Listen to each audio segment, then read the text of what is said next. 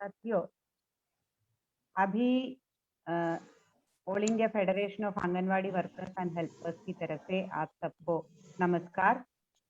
All India federation की राज्यों में चल रहे आंदोलन पे, ये आंगनवाड़ी वर्कर्स और हेल्पर्स के आंदोलन पे ये लाइव प्रोग्राम है। इसमें हमारे साथ में काफी सारे राज्यों में आज आंगनवाड़ी वर्कर्स और हेल्पर्स की बहुत जबरदस्त आंदोलन चल रहे हैं। जिसे हरियाणा में पिछले 80 दिनों से आंदोलन चल रहे हैं, दिल्ली में चल रहे हैं, आंध्र प्रदेश, बिहार, हिमाचल प्रदेश, गुजरात, कर्नाटका, यूपी, पंजाब में तो चुनाव तो चल रहे हैं। उसके पहले भी बहुत बड़ा आंदोलन हुआ है आंगनवाड़ी वर्कर्स और हेल्पर्स की। इसके बारे में हम आज चर्चा करेंगे। जैसे हम लोगों को सबको मालूम है कि पिछले 2 साल में पूरी देश पहले से ही जो स्थिति खराब था, उसके ऊपर में ये कोरोना का भी मार पड़ा है कि उसमें से जूझ रहे हैं अभी भी। और लोगों का जिंदगी इतना खराब हो गया है कि ये एक तो है इतना बड़ा महंगाई का मार, और सरकार तो उसका पूरा बिल्कुल ध्यान नहीं रख रहे हैं।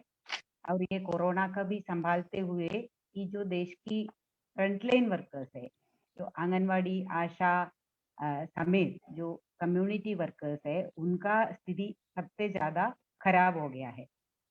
एक है कि जो आईसीडीएस है, इंटीग्रेटेड चाइल्ड डेवलपमेंट सर्विसेज, जिसमें आंगनवाड़ी वर्कर्स और हेल्पर्स काम करते हैं, ये देश की एक बुनियादी सेवा है।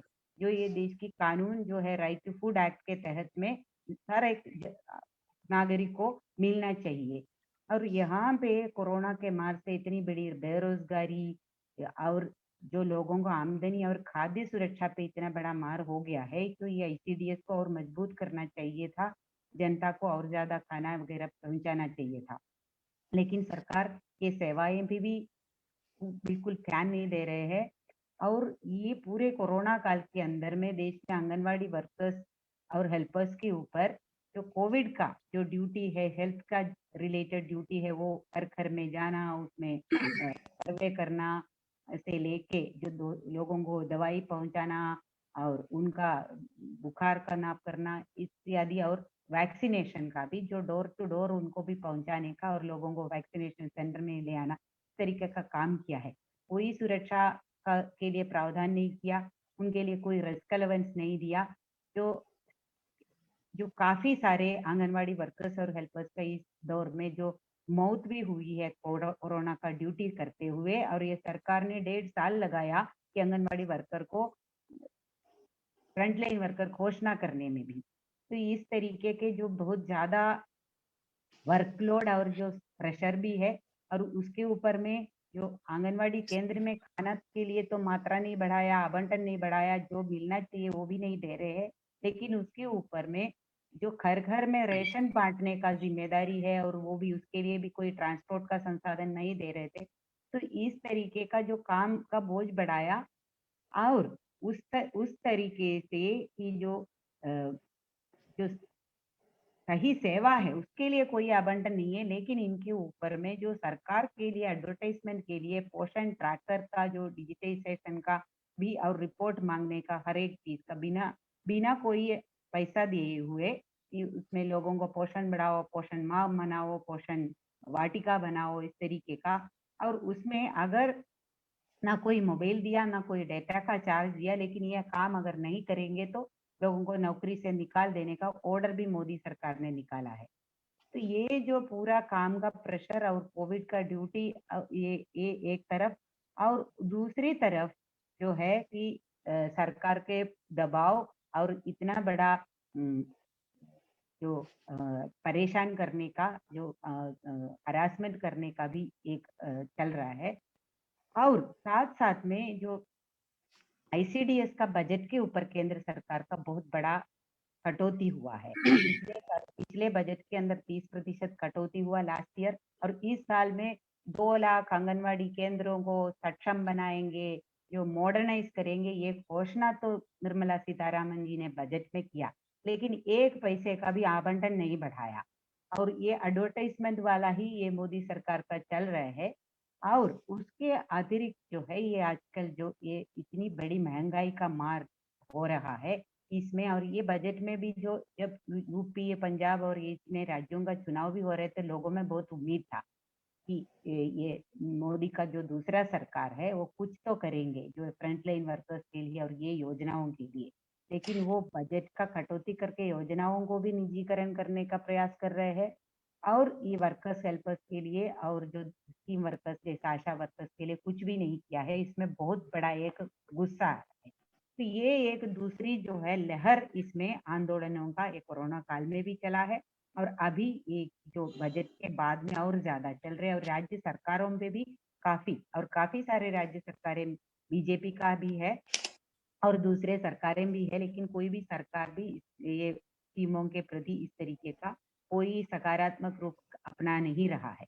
तो इसमें हम लोग अभी ये जो स्थिति में जो अलग अलग राज्यों में बहुत बड़ा हमारी फेडरेशन से जुड़े हुए सीआईटीयू से जुड़े हुए यूनियनों का आंगनवाड़ी यूनियनों के नेतृत्व में एकताबद्ध तरीके से जो दूसरे यूनियनों को भी साथ में लेके तालमेल बना के भी और अपने तरफ से भी बड़े आंदोलन चल रहे हैं।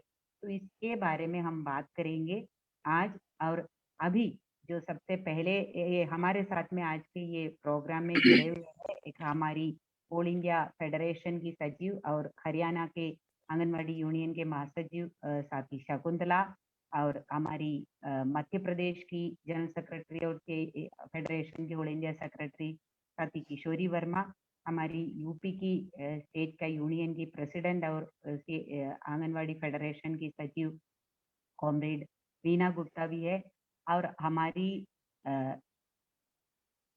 हिमाचल प्रदेश की जो यूनियन की जनरल सेक्रेटरी और हमारी फेडरेशन की नेता वीना शर्मा है, और गुजरात की हमारी यूनियन की जनरल सेक्रेटरी कैलाश रोहित भी है और हमारी पदाधिकारी है ऑल इंडिया फेडरेशन की, और दिल्ली में आंदोलन की दिल्ली की यूनियन की लीडर राजवती गौतम भी है, और हमारी जो फेडरेशन की राष्ट्रीय अध्यक्षा और हमारी पंजाब में भी इस दौरान बहुत बड़ा आंदोलन चला है, उसका भी पूरा नेतृत्वकारी भूमिका, और पूरे जो भारत का अपनी आंदोलन में जो जुझारू नेतृत्व करने वाली हमारी फेडरेशन की हमारे प्रिय नेत्री साथी उषा रानी भी हमारे इस कार्यक्रम में हमारे साथ में शामिल है।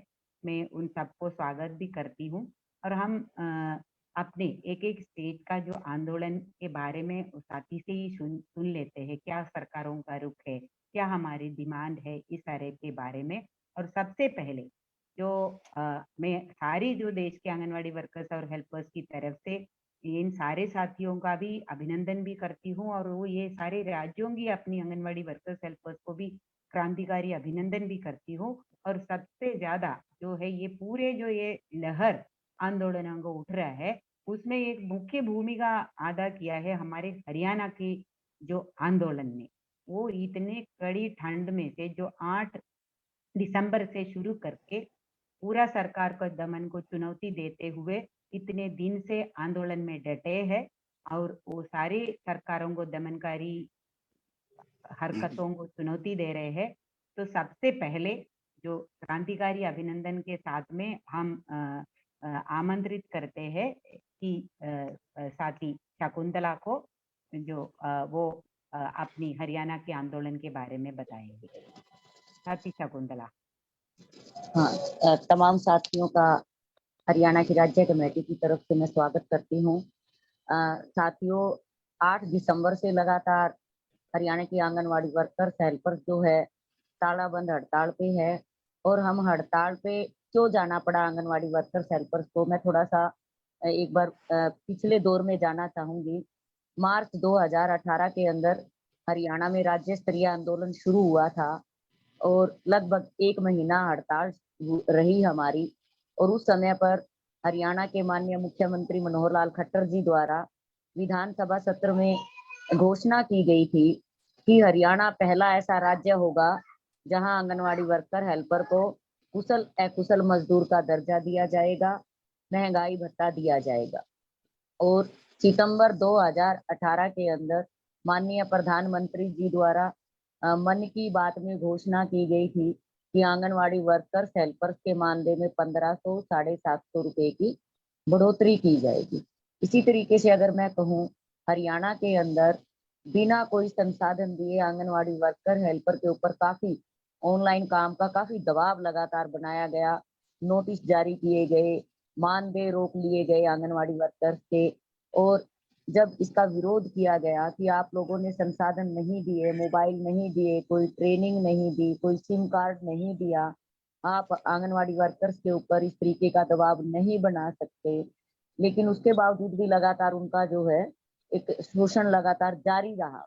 और आंगनवाड़ी वर्कर्स हेल्पर्स ने जो है अन्य यूनियन से मिलकर एक तालमेल कमेटी का गठन किया और 8 दिसंबर से लगातार जो है हड़ताल पे गए। अल्टीमेटम सरकार को हमने दिया, पहले प्रदर्शन किया, उसके बाद 8 दिसंबर से हड़ताल का अल्टीमेटम दिया था। 8 दिसंबर से लगातार हड़ताल जारी है। इस बीच सरकार को मैं बता दूं, हरियाणा के अंदर बीजेपी प्लस जेजेपी सरकार का एक गठबंधन की सरकार है। ये कह सकते हैं डबल इंजन सरकार हरियाणा के अंदर है। लेकिन जिस तरीके से बीजेपी सरकार जो बेटी बचाओ बेटी पढ़ाओ के नारे लगाती है, उसकी पोल जरूर इस आंदोलन के दौरान खुली है कि ये बेटी बचाओ बेटी पढ़ाओ का नारा झूठा है सरकार का, और हमारी बहनें ये नारे भी लगाती हैं। हम ये कहना चाहते हैं कि हमारी नई डिमांड कोई नहीं, सीएम साहब की घोषणा, पीएम की घोषणा, उन खुद की घोषणा, मौजूदा सरकार की घोषणाओं को लागू करवाने के लिए वर्करों को सड़कों पे उतरना पड़ा। और इस दौरान हमारी लगभग 200 आंगनवाड़ी वर्कर्स की सेवाएं समाप्त कर दी गई हैं और 400 के करीब एफआईआर दर्ज की गई हैं और अभी भी टर्मिनेशन का दौर जारी है।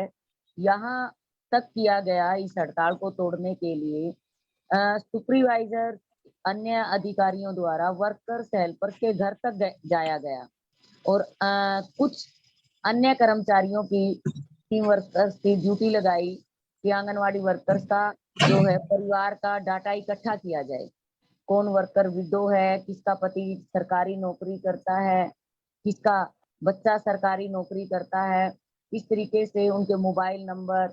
और फिर जो है जिला प्रशासन, यहाँ तक कि डीसी द्वारा, डिस्ट्रिक्ट कमिश्नर द्वारा पर्सनल फोन किए गए कि आप अपनी पत्नी को, आप अपनी भाभी को, आप अपनी बेटी को हड़ताल में जाने से रोकिए।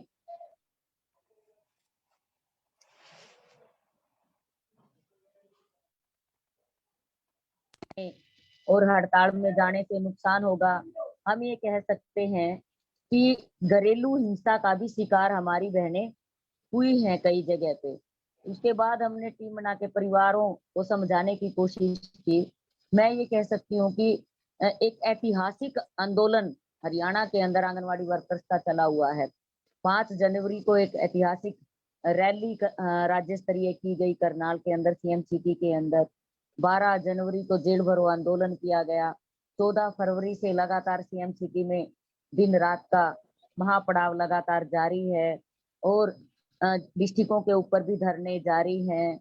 इस दौरान जो है 6 बार वार्ता हो चुकी विभागीय अधिकारियों से, सरकार से। आज फिर जो है डिप्टी सीएम ने चंडीगढ़ में वार्ता के लिए डेलीगेशन को बुलाया है, वार्ता अब तक चली हुई है। हम ये कह सकते हैं, और आम जो हमारे अंदर एक तरह से एक भय भी था इस आंदोलन को लेके कि पता नहीं ये इतना लंबा आंदोलन चल पाएगा नहीं चल पाएगा, लेकिन हमें इस बात की बड़ी खुशी है, सीआईटीयू सर्व कर्मचारी संघ, जिसको हम एक तरह से अपना जन्मदाता मानते हैं, हमारा हर तरीके से सहयोग, हमारा हर तरह से मार्गदर्शन किया जा रहा है। और इस ऐतिहासिक आंदोलन को देख के बार एसोसिएशन, वकीलों की जो यूनियन है, उन्होंने हमारा समर्थन किया। संयुक्त किसान मोर्चे ने हमारा समर्थन किया। यहाँ तक कि संयुक्त किसान मोर्चे में अहम भूमिका निभाते हुए जो टिकैत है वो भी हमारे आंदोलन में आए। विपक्षी राजनीतिक पार्टियों के लोग हमारे बीच में लगातार आ रहे हैं, खाप पंचायतों के लीडर्स हमारे बीच में आ रहे हैं। और अगर मैं कहूँ, आज के दिन हमें बहुत गर्व होता है इस बात को लेके कि ये वाकई में एक ऐतिहासिक आंदोलन, कोई बहनों को नोटिस का डर नहीं, कोई टर्मिनेशन का डर नहीं, कोई एफआईआर का डर नहीं। आज के दिन अगर सबके दिमाग में, दिलों में बात है तो वो है मान सम्मान की। कि जीत के घर जाना है, खाली हाथ घर नहीं जाएंगे, वापस घर नहीं लौटेंगे, चाहे सबको जेलों के अंदर डाल दिया जाए, चाहे कुछ भी हो, लेकिन जाएंगे जीत के साथ। और आंगनवाड़ी वर्कर्स, इसी बीच में सरकार ने नोटिस जारी किए सुपरवाइजर्स और गांव के सरपंचों के, कि सरपंच और सुपरवाइजर गांव में राशन वितरण करेंगे लाभार्थियों के। हम आपको बताएं कि हमने गांव स्तर पे भी प्रदर्शन किए और अपने मांग पत्र गांव के सरपंच को, शहर के एमसीओ को पत्र दिए, मांग पत्र दिए, तो उनकी एक सहानुभूति हमारे साथ जुड़ी और सरपंचों ने विभाग को लिख के दे दिया कि राशन बांटने का काम आंगनवाड़ी वर्कर्स का है, ना का, इसलिए ये काम हम नहीं करेंगे, ना इस काम में हम सहयोग करेंगे। तो हम ये कह सकते हैं आज के दिन कि काफी अच्छा आंदोलन, और हजारों महिलाएं हर रोज सड़कों पे, हजारों महिलाएं हर रोज पड़ाव के अंदर रात बिताती हैं। इससे सरकार की छवि काफी जो है धूमिल हो रही है। और 2 मार्च से विधानसभा सत्र शुरू है चंडीगढ़ के अंदर। अभी फिलहाल हमारी हड़ताल जैसे धरने लगातार जारी है, महापड़ाव जारी है। 25 तारीख को हम जो है 24 घंटे का पड़ाव डिस्ट्रिक्टों पे भी बीजेपी के विधायक मंत्रियों को यहाँ करने जा रहे हैं। और 3 मार्च को विधानसभा घेराव करने जा रहे हैं चंडीगढ़ के अंदर। और डब्बा कलेक्शन भी हमने मार्केट में रेहड़ी पटरी पे, जो रेहड़ी पटरी वालों से, दुकानदारों से हमने जो है डिब्बा कलेक्शन किया। और इतना अच्छा रिस्पॉन्स जनता का मिल रहा है कि हजारों रुपया हमें जो है डिब्बा कलेक्शन के तौर पे भी मिल रहा है। और हमें बड़ी उम्मीद है और आशा है कि हम इस आंदोलन को जीतेंगे, क्योंकि हमारी मांगे जायज हैं, रास्ता सही है। हमें उम्मीद है कि हम पक्का जीतेंगे और जीत के ही घर वापस लौटेंगे, काम पे लौटेंगे, वरना ऐसे खाली हाथ घर नहीं जाएंगे। धन्यवाद शकुंतला जी। आपने जो है पूरे देश के आंगनवाड़ी वर्कर्स का जो जोश बढ़ाया है, और हरियाणा की सारी जो लड़ाकू साथियों को हम लाल सलाम करते हैं। और हम ये पूरे फेडरेशन की से ही एक कॉल दिया था पूरे ऑल इंडिया से, जो इसके आपके आंदोलन के समर्थन में, और ये खट्टर सरकार के खिलाफ जो प्रदर्शन वगैरह भी हो रहा है। और अभी इसमें एक बात मेरी छूट गई है कि अलग अलग राज्यों से हमारी आंगनवाड़ी वर्कर्स यूनियन ने हमारी आर्थिक मदद की है। उसके लिए जरूर मैं हरियाणा की आंगनवाड़ी राज्य कमेटी की तरफ से तमाम राज्यों का धन्यवाद करूंगी। फेडरेशन के आह्वान पर उन्होंने हमारा मनोबल बढ़ाया है। और हम भी जो आवाज म्यूट हो गया। यही मुझे कहना था सर। साथ ही आगे भी हमने, हमारी फेडरेशन ने यह निर्णय लिया है कि हम सारे राज्यों में खट्टर सरकार के जो रवैये के खिलाफ में, बीजेपी के खिलाफ में हम प्रोटेस्ट भी करेंगे। और आर्थिक मदद के लिए भी हमने फंड का भी आह्वान किया है। आप कोई भी मदद की कमी से अपना आंदोलन को हम हारने नहीं देंगे। ये पूरे देश की आंगनवाड़ी वर्कर्स और हेल्पर्स का ही नहीं, पूरे ट्रेड यूनियन आंदोलन के लिए एक जो है, जो एक जीत की लड़ाई होगा। ये हमारे लिए चुनौती है, तो आपको अकेले नहीं जाने देंगे। अभी मैं आमंत्रित करूंगी हमारी हिमाचल प्रदेश की जो यूनियन की महासचिव साथी वीना शर्मा को, कि वो अभी कल बहुत बड़ा आंदोलन के लिए जा रहे हैं, उसके बारे में भी आप साथी बात रखें। कि साथी वीना शर्मा। सभी साथियों को नमस्कार।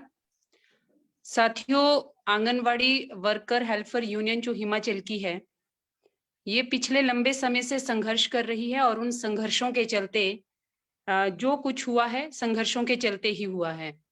अभी कोविड काल था पीछे, तो उस टाइम पर भी जो हमारी यूनियन थी, उन्होंने 8 फरवरी और 9 मार्च को एक विशाल प्रदर्शन शिमला में किया। विधानसभा का घेराव एक बार किया गया और डायरेक्टरेट का घेराव दूसरी बार वहां पे किया गया, जिसमें आंगनवाड़ी वर्कर्स हेल्पर्स की बहुत भारी संख्या रही। और सरकार ने प्री नर्सरी को लेकर ये मेन हड़ताल की गई थी कि प्री नर्सरी में जो है आंगनवाड़ी वर्कर्स की भर्ती 100% की जाए, क्योंकि इस काम को हम ऑलरेडी पहले से ही कर रहे थे। लेकिन जब हमने मुख्यमंत्री जी से बातचीत करी तो मुख्यमंत्री जी का कहना था कि बहुत अच्छा हम आप लोगों के लिए सोच रहे हैं और भर्ती प्रक्रिया में आप लोगों को हम निश्चित तौर से लेंगे।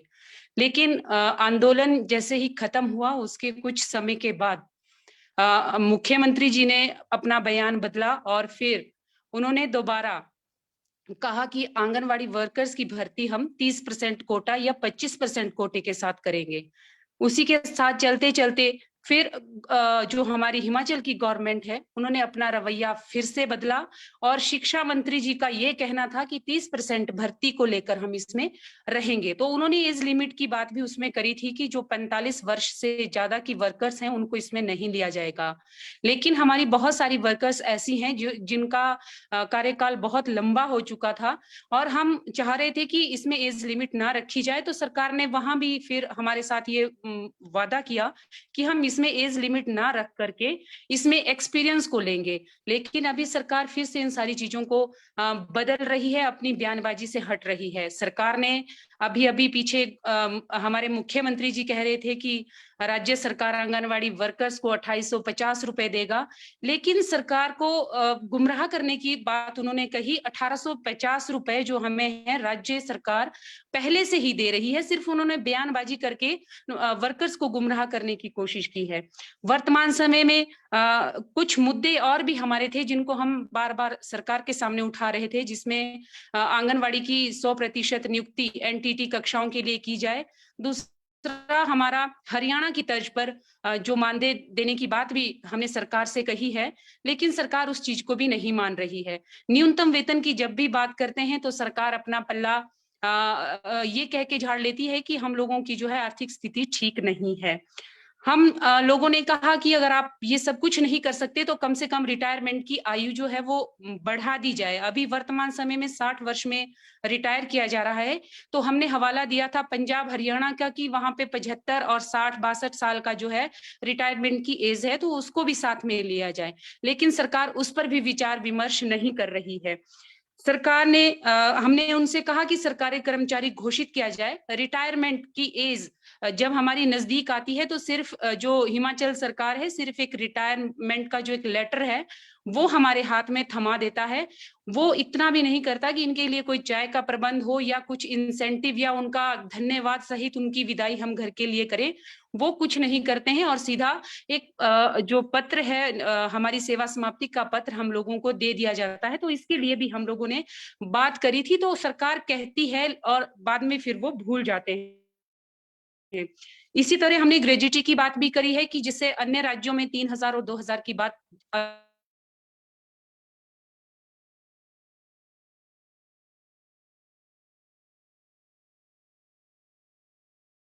हमारा बहुत बड़ा है। हम लोगों ने वर्ष 2013 से 2015 तक बहुत सारा काम किया जो कि स्वास्थ्य संबंधी था, जिसमें गर्भवतियों का मोटिवेशन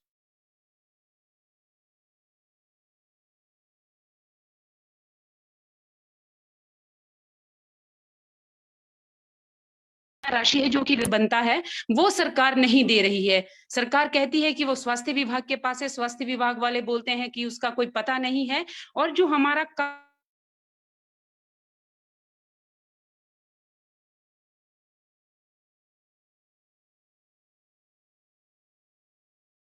में हम लोग निकल रहा। वर्तमान में जो मुद्दा था कि आंगनवाड़ी केंद्र जो हमारे हैं मिनी आंगनवाड़ी केंद्र है उसमें पॉपुलेशन का बच्चों की संख्या भी बहुत ज्यादा है और वहां पर जो है मिनी आंगनवाड़ी केंद्रों में हेल्पर का भर्ती नहीं होती, पर वर्कर्स जो है वो सारा काम बच्चों को लाएगी भी, उनको खाना भी बनाना है, उनको छोड़ना भी है, साफ सफाई का पूरा ध्यान रखना है। तो हम लोगों ने यही कहा था यूनियन के माध्यम से कि उन आंगनवाड़ी केंद्रों को ही अपग्रेड कर दिया जाए और आंगनवाड़ी में उनको तब्दील कर दिया जाए। तो सरकार हामी भरती है लेकिन फिर उनका रवैया फिर दूसरी चीजों में चला जाता है। हमारे हिमाचल में सरकार जो है बहुत सारे काम दूसरे भी करवाती है, जैसे बीएलओ की ड्यूटीज करवाती है, आधार कार्ड बनाने के लिए वर्कर्स को ट्रेनिंग दी जाती है, उनको टैब दिया जाता है। एसीएफ जो कोविड में किया गया है वो भी किया गया है, एसीएफ टीवी भी वर्तमान समय में किया गया है। बहुत सारे ऐसे काम हैं जो आंगनवाड़ी वर्कर्स को पहले कहा जाता है कि आपको इंसेंटिव दिया जाएगा, लेकिन बाद में सरकार वो इंसेंटिव देने से भी आनाकानी कर रही है। तो ये सारे मुद्दे कुछ हमारे हैं जो हम कल अपनी हड़ताल के माध्यम से भी उठाने की बात कहे हैं। हमने सरकार से कहा कि जो पंजाब है, पंजाब में मेडिकल छुट्टियां दी जाती हैं और विद जो उनका मानदेय है उसके साथ दी जाती हैं, लेकिन जो सरकार है वो उन चीजों को भी नहीं मान रही है। तो हम भी वही चाहते हैं कि वो सुविधा भी हमें मिले। साथ में हिमाचल प्रदेश में एनजीओ का हस्तक्षेप भी हमीरपुर के 25 सेंटरों के लिए किया गया है, जो कि वेदांता कंपनी के माध्यम से वहां पे उन्होंने अपना हस्तक्षेप किया है। तो हम सरकार को भी यही कह रहे हैं कि एनजीओ का हस्तक्षेप किसी भी तरह से आंगनवाड़ी केंद्रों में ना हो। इस तरह की सारे मुद्दों को लेकर कल हिमाचल में एक बहुत बड़ा प्रदर्शन होगा। विधानसभा का घेराव आंगनवाड़ी वर्कर्स हेल्पर्स करेंगे, जिसमें हमारे 19,000 आंगनवाड़ी केंद्र कल बंद रहेंगे और 38,000 के आसपास आंगनवाड़ी वर्कर विधानसभा के लिए कूच करेंगी, क्योंकि सरकार किसी भी चीज में अपना जो उनका रवैया है वो संतोषजनक नहीं है। तो यूनियन पहले भी लड़ी है और आगे आने वाले समय के लिए भी वो लड़ेगी। तो यही अभी वर्तमान में हिमाचल में चल रहा है। धन्यवाद। टीना जी, आपको कल की सफल हड़ताल के लिए शुभकामनाएं। और अभी मैं जो बुला रही हूँ कि कैलाश रोहित को, जो गुजरात में जो आंदोलनों को कुचलने का भी और हमारी आंदोलनों को कमजोर करने में भी बहुत प्रसिद्ध है कि, और मोदी का माना जाता है, गुजरात मोदी अमित शाह का और अंबानी अदानी का भी, जो वहां पे आंगनवाड़ी वर्कर्स और हेल्पर्स लाल झंडा लेके कैसा लड़ रहे हैं और उनके मुद्दे क्या है, हम कैलाश से सुनेंगे। साथी कैलाश रोहित। तमाम साथियों को गुजरात की साथियों के ओर से अभिवादन करती हूँ। गुजरात में अपनी मांगों को लेकर कई महीनों से आंदोलन कर रही है आंगनवाड़ी बहनें, वर्कर और हेल्पर। यहाँ की सरकार का जो रवैया है गुजरात सरकार का, वो तो बहुत बड़ा ही खतरनाक है, क्योंकि जो गुजरात सारे देश में गुजरात राज्य एक समृद्ध राज्य कहलाता है, फिर भी यहाँ की आंगनवाड़ी वर्कर हेल्पर की जो स्थिति है वो बहुत ही खराब है और दयाजनक है। इसके लिए हमारा आंदोलन जारी है। हमारी मांगे सरकार के पास यही है कि हमारा जो मानदेय है वो हमारे काम के हिसाब से नहीं दिया जा रहा है। सिर्फ 7,800 में सारा महीना काम करवाते ही सरकार, और आंगनवाड़ी का आईसीडीएस का काम तो करती है सभी बहनें, लेकिन ऊपर से फिर भी हमारे पास जो सभी काम लिए जा रहे हैं उसमें आधार कार्ड है, विधवा सहाय है, बीएलओ का काम है, कोरोना का सर्वे का काम है, पोलियो पल्स का काम है, ममता सेशन का काम है, जो भी अलग से डिपार्टमेंट का काम है वो भी हमारी बहनें के पास वो कुछ वेतन दिए बिना किया जा रहा है। और दूसरी बात ये है कि कोरोना काल में हमारी बहनें ने जो रात दिन अपने परिवार की चिंता किए बिना ही सभी अपने जो जहाँ काम करती है उस विस्तार में जो लोग लाभार्थी रहते हैं उसका हमने कुछ हमारा परिवार की चिंता किए बिना ही सर्वे का काम किया है, सबको सुविधाएं पहुंचाने का काम किया है। फिर भी सरकार ने इसके लिए भी आंगनवाड़ी वर्कर और हेल्पर को कुछ भी नहीं दिया है, मुफ्त में काम करवाया है। हमारी बहनें 25 जैसी ज्यादा बहनें कोरोना में संक्रमित हो गई और मृत्यु भी हो गई, लेकिन सरकार ने आज तक 50 लाख का जो ऐलान किया था वो भी नहीं दिया गया है। हमारी मांगे है कि सरकार हमारा मानद वेतन बढ़ाए। जो सरकार ने सुप्रीम कोर्ट ने जो जाहिर किया है कि जो लघुतम वेतन, वो लघुतम वेतन हमको दिया जाए। दूसरी मांग हमारी ये भी है कि जो अन्य राज्य में 60 साल की जो वय मर्यादा है आंगनवाड़ी में वर्कर हेल्पर की, यहाँ गुजरात एक राज्य ऐसा है कि जहाँ 58 वर्ष की वय मर्यादा है, और 58 वर्ष में भी हमको जब घर भेजते हैं सरकार तो कुछ भी हाथ में नहीं दिया जा रहा है। हमारी बहनें जो 35-40 साल तक जो सेवाएं देती है और उसे सरकार खाली हाथ घर भेज देती है, ये बहुत ही दयाजनक बात है सरकार की। और इस सरकार को हमने जो मोबाइल दिए गए, अभी तो इसमें बहुत बड़ा भ्रष्टाचार गुजरात सरकार ने किया है। जो मोबाइल दिया गया है उसमें एकदम हल्की कक्षा का मोबाइल दिया है पैनासोनिक कंपनी का, और वो मोबाइल दिया है फिर भी 3 साल हो गए, 2019 में दिया था। इसमें अब डेटा भी नहीं चलता है, नेटवर्क आता नहीं है, फिर भी उसमें सभी काम करवाया जा रहा है। और आंगनवाड़ी वर्कर हेल्पर पर दबाव डाला जा रहा है कि जो अपने सरकारी मोबाइल से काम ना हो पाए तो अपने खुद के मोबाइल खरीदो और इसमें काम करो।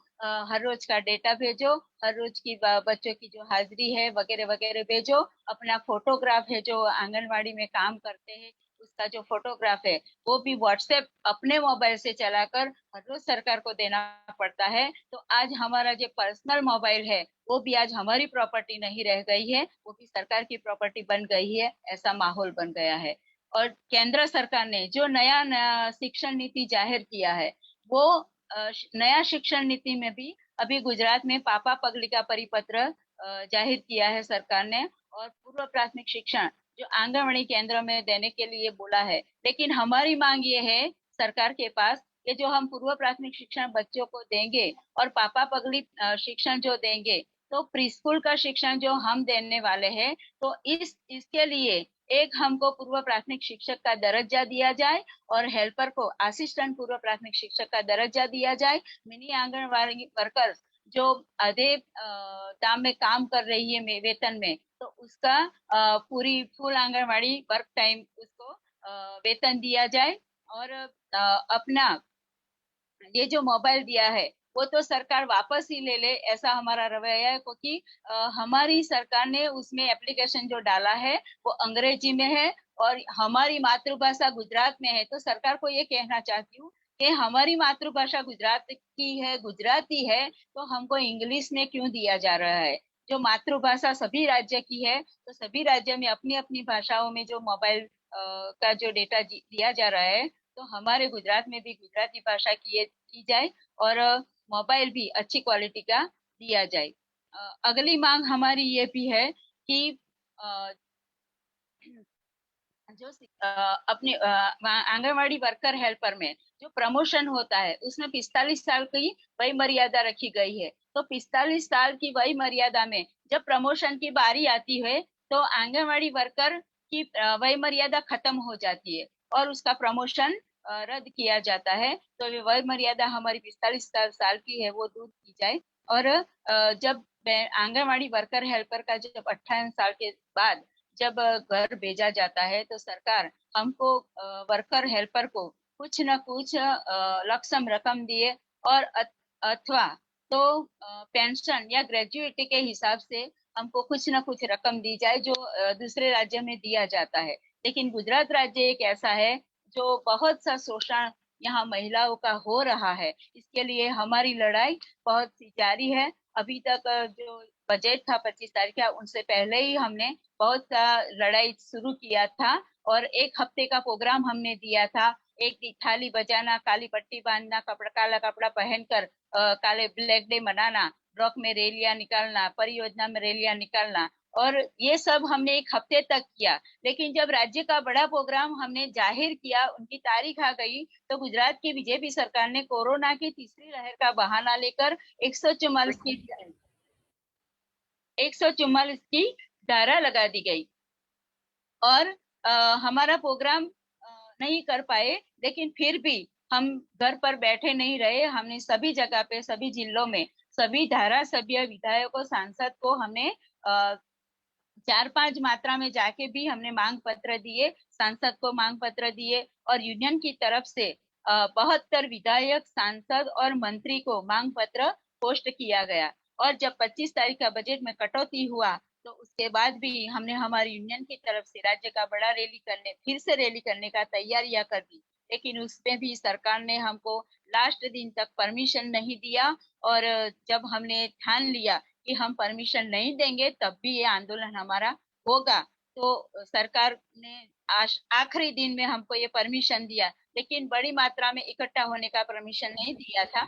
फिर भी हमने बड़ी मात्रा में परसों 21 तारीख को गुजरात के अहमदाबाद में बड़ी रैली निकाली और बड़ी मात्रा में बहनों ने भाग लिया और बड़ा जोर शोर से हमने ये प्रोग्राम किया और हमारी मांगों को कलेक्टर के जरिए हमने हमारा मांग पत्र भेजा है सरकार को। आगे भी हम सरकार ये सरकार का रवैया है, ये ही गुजरात की सरकार का, कि दूसरे राज्य में तो जहाँ आंगनवाड़ी वर्कर हेल्पर जो अपना आंदोलन चलाती है तो सरकार उनके साथ बातचीत भी करती है, लेकिन गुजरात सरकार तो ये भी नहीं कर पा रही है कि किसी के साथ हमारी बात भी नहीं करवा रही है, कोई हमारी सुनता भी नहीं है। ये सरकार अपनी मनमानी कर रही है, बहनों के लिए कुछ भी उनके मन में कुछ भाव ही नहीं है कि ये वर्कर हेल्पर को कुछ दिया जाए, ये कुछ सोचता ही नहीं है। इसलिए हमारा आंदोलन अभी आगे जारी रहेगा और आगे भी प्रोग्राम हमारा बना रहेगा। अभी प्रोग्राम हमने बनाया है वो हम शुरू करेंगे और इस सरकार को हम बात ये कहना चाहते हैं कि जिस देश में सरकार बात करती है महिलाओं को अधिकार की, महिलाओं को पुरुष समान होने की, लेकिन गुजरात में यशोदा मैया की एयर होस्टेस बनाने की नरेंद्र मोदी साहब ने तो ये भी किया था यहाँ गुजरात में कि आप मेरी बहनें हैं, जब भी आपका जी चाहे, आपको कोई भी मुश्किल आ जाए तो आप मुझे एक पत्र लिख देना, तुम्हारा भैया हाजिर हो जाएगा। लेकिन आज 5 साल हो गया, हमारा भैया कहाँ दिख भी नहीं रहा है और हमको सुन भी नहीं रहा है। तो उस सरकार को इतना कहना चाहती हूँ इसके जरिए कि महिलाओं को इतना भी इस्तेमाल मत करो, इतना भी बलिदान की मूर्ति कहा जाता है तो इतना बलिदान मत लो कि महिला मिट्टी में मिल जाए, अपना घर परिवार को भी न संभाल सके। ये सरकार को हमारा कहना है और ये हमारी मांगे है, जो इसके लिए हमारा आंदोलन अभी शुरू है और शुरू रहेगा आगे भी। जी कांग्रेस। हमारी गुजरात की लड़ाकू बहनों को आपका आने वाले आंदोलन के लिए सारी शुभकामनाएं। और अभी जो दिल्ली में अभी काफी आंदोलन चल रहे हैं आंगनवाड़ी वर्कर्स हेल्पर्स का, बेशक हमारी यूनियन छोटा है लेकिन बहुत ही जुझारू यूनियन है, तो उसकी नेतृत्वकारी साथी हमारी साथी राजवती गौतम है, वो बताएंगे कि उधर दिल्ली की आंगनवाड़ी बहनों को क्या समस्याएं हैं, क्या लड़ाई है। साथी राजवती।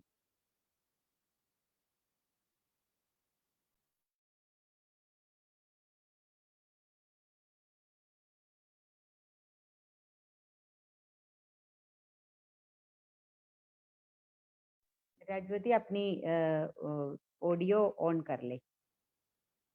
ओके, आवाज आ रही है सिंधु जी? हाँ, आ रही है, बता दीजिए। हाँ, नमस्कार सभी साथियों। जैसा कि अभी 11 फरवरी को हमारी हड़ताल हुई थी दिल्ली सरकार के विरोध में और तब से हमारी हड़ताल चल ही रही है।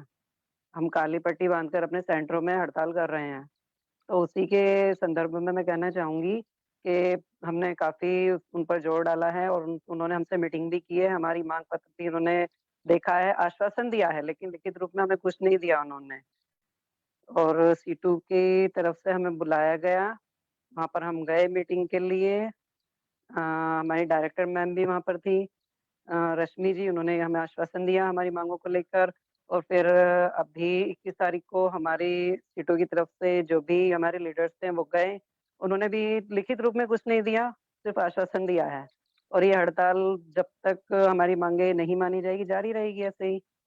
और हमारी मांगे यही है, मैन या तो न्यूनतम वेतन करो और पक्का करो, जब तक पक्का नहीं करते न्यूनतम वेतन दीजिए। वैसे ही हमारी मांगे हैं और हड़ताल ऐसे ही जारी रहेगी। और ये जो केंद्र सरकार ने ये 1500 रुपया बढ़ाया 1500, था, हाँ, इस चीज के लिए भी हमने राज्य सरकार से बोला तो उन्होंने आश्वासन ही दिया है इस चीज के लिए भी। रिटर्न में लिखित रूप में हमें कुछ नहीं कहा कि हाँ हम इसको कर रहे हैं। 1 हफ्ते का टाइम मांगा उन्होंने हमसे और आने वाले टाइम में हम अगर उन्होंने हमारी मांगे नहीं पूरी की तो आने वाले टाइम में आंदोलन और तेजी से बढ़ेगा। बस यही मैं कहना चाहूंगी। और वो यहाँ पे जो दिल्ली के अंदर में आंगनवाड़ी का स्थिति और आपका काम का स्थिति क्या है? काम का कितना लोड है और काम क्या का क्या स्थिति तो ड्यूटियां करवा रहे हैं? जोर तो वो पूरा ही देते हैं कि ये करना है वो करना है। फोन को लेकर देख लो, फोन काम काम ही नहीं करता, नेटवर्क कहीं नेटवर्क इश्यूज हैं, तो वो तो जोर उनका रहता ही है हर तरह से कि काम करो, चाहे जैसे मर्जी करो, अपने फोन से, जैसे अभी कॉमरेड ने कहा अपने फोन से करो, वो वाला फोन तो बिल्कुल बेकार हो चुका है, नया फोन देने के लिए भी ये सहमत नहीं है। तो यही स्थिति तो बिल्कुल दयनीय है आंगनवाड़ी वर्कर्स और हेल्पर्स की, बट सरकार इनकी तरफ ध्यान ही नहीं दे रही, दिल्ली सरकार या ये भारत सरकार कोई भी ध्यान नहीं दे रही इनकी तरफ। ये तो पहली बार आप लोगों से वार्ता की है या इससे पहले भी कोई वार्ता हुआ है क्या सरकार से, या ये केजरीवाल सरकार है जो आम नहीं, आदमी इससे पहले दिल्ली सरकार से कोई वार्ता नहीं हुई। नहीं, इससे पहले दिल्ली सरकार से कोई वार्ता नहीं हुई है हम लोगों की। पहले भी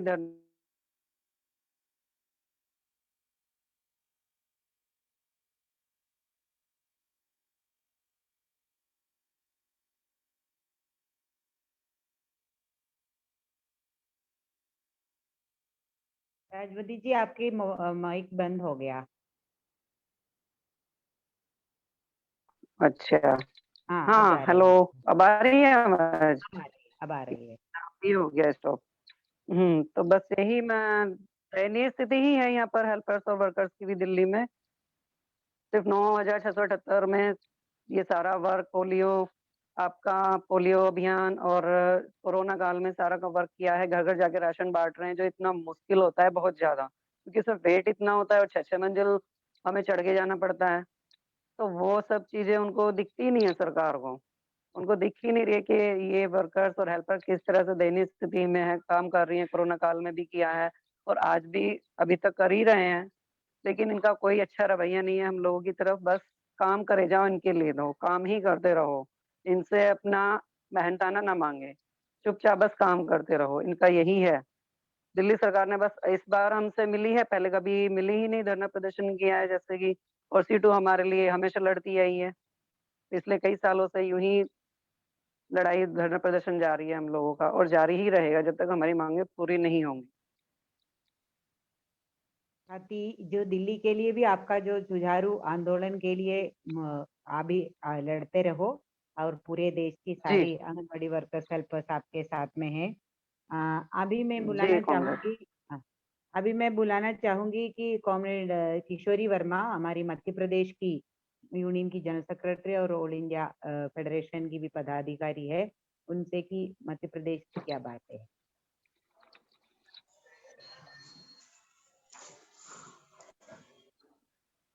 हरियाणा के और दिल्ली के साथियों को लाल सलाम, उनके आंदोलन को लाल सलाम। आवाज आ रही है? आ रही है, बताइए। हाँ,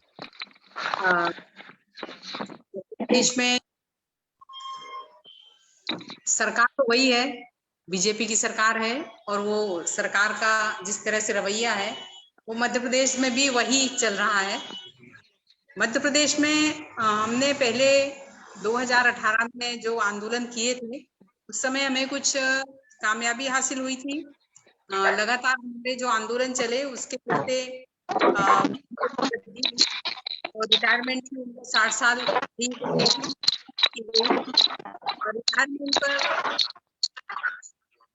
रिटायरमेंट पर 1 लाख रुपए कार्यकर्ता को और सहायिका को 75,000 रुपए देने की घोषणा की, और इसके साथ में और भी कई घोषणाएं की। लेकिन मानदेय बढ़ोतरी और 62 साल के अलावा कार्यकर्ता को, सहायिका को कार्यकर्ता के पद पर 10 नंबर एक्स्ट्रा, और जो सेवा काल में मृत्यु होती है कार्यकर्ता की, तो उसकी मृत्यु पर उसकी बहू या बेटी को अनुकंपा नियुक्ति, ये तो हुआ है। लेकिन जो 1 लाख और 75,000 को रिटायरमेंट पर देने की बात हुई थी वो नहीं हुआ। और अभी हम परसों ही आयुक्त के यहाँ मिलने गए थे, तो उन्होंने बताया कि वो मुख्यमंत्री के पोर्टल में ही नहीं है 1,75,000 रिटायरमेंट पे देने का। तो ये पहली बार हमें पता चला कि मतलब इतनी बार कार्यक्रम करके, इतनी घोषणाएं करके, और फिर वो पोर्टल में ही नहीं है। वो आंगनबाड़ी की क्या वैल्यू है उनको उसमें वो समझ में आती है। आंगनबाड़ी दवाई लिया है, और लेकिन रिटायर होने के साथ में वो घर एक पेपर लेके चली जाती हैं और उनको कुछ भी नहीं दिया जाता है। इससे हमारे बहुत से ऐसे साथी हैं जिनकी कोई सहारा नहीं है खाने का भी, तो दूसरों के ऊपर वो निर्भर हैं या भिक्षावृत्ति पे निर्भर हैं, ऐसी भी स्थितियां हैं। बाल विधवा हैं कुछ, वो बाल विधवा हैं तो उनका कोई परिवार नहीं है, कुछ नहीं है, और रिटायर होने के बाद में अब उनको खाने के भी मतलब लाले पड़ रहे हैं, ऐसी स्थिति है।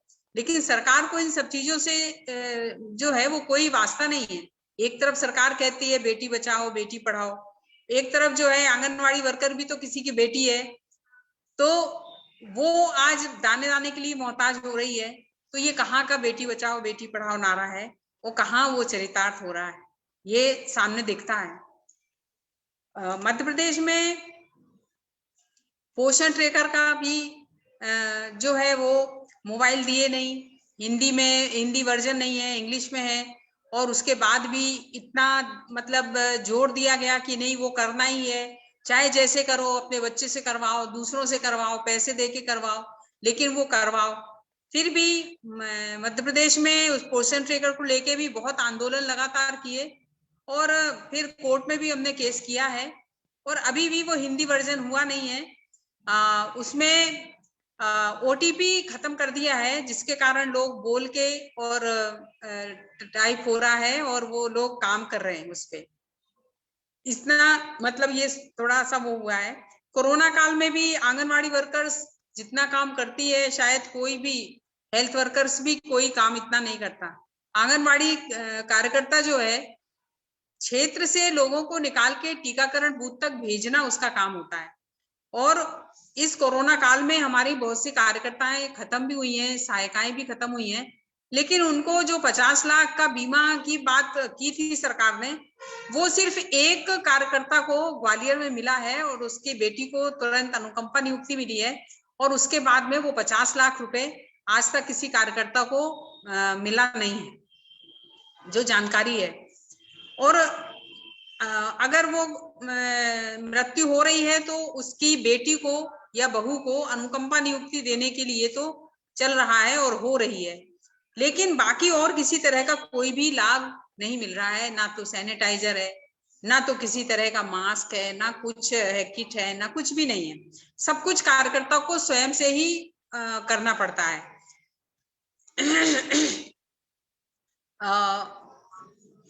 इसके इसी तरह से जो सरकार ने हमारा मानदेय बढ़ाया था, 5,000 से 10,000 किया था, और सहायिका का 2,500 से 5,000 किया था स्टेट गवर्नमेंट ने। जब सेंट्रल गवर्नमेंट का 1,500 और 750 मानदेय वृद्धि हुई है, तो वो सेंटर का तो दिया है, लेकिन स्टेट गवर्नमेंट ने का जो पैसा था उसमें से वो 1,500 और 750 रुपए और मिनी का 1,250 रुपए काट लिया गया, जिसके लिए हम लगातार लड़ रहे हैं, लेकिन सरकार उस पर कुछ भी कदम नहीं उठा रही है। उसके बाद में हम कोर्ट में भी गए कि कोई भी पैसा यदि एक बार बढ़ता है तो उसको काटा नहीं जा सकता। जब हम कोर्ट में गए और नोटिस गई मुख्यमंत्री को भी, तो मुख्यमंत्री ने ये कहा कि ये गलत हुआ है और हम इसी बजट में जो है वो लेके आएंगे, लेकिन वो बजट चला गया, उसमें कुछ भी लेके नहीं आए, और ये दूसरा बजट आने वाला है।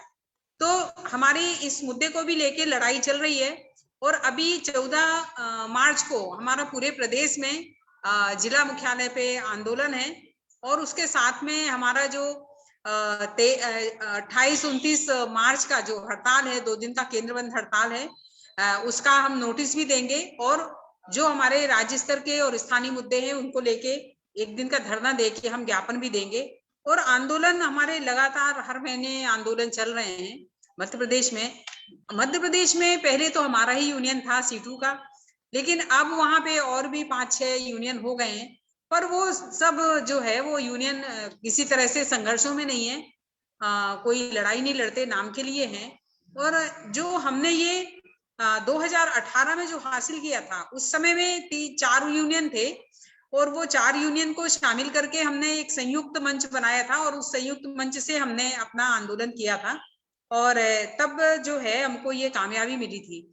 अभी जो जिस तरह की स्थितियां हैं, बीजेपी सरकार है, और ये सरकार तो किसी भी तरह से अभी जो समझ में आ रहा है कि बात करने को भी तैयार नहीं है। हमने कई बार लेटर दिए हैं मिलने के लिए, लेकिन उन्होंने समय नहीं दिया हमें। और कोई आंदोलन करते हैं तब भी वो मिलते नहीं हैं। अगर कहीं जिलों में जाते हैं और वहां पे लोग ज्ञापन देते हैं तो वो ज्ञापन दे के हाथ जोड़ के और जी बहन जी कह के आगे बढ़ जाते हैं। इसके अलावा उनका और कोई भी काम नहीं है। तो अभी तो लोगों में भी आक्रोश है और ये जो 1,75,000 रिटायरमेंट पे देने की जो बात थी वो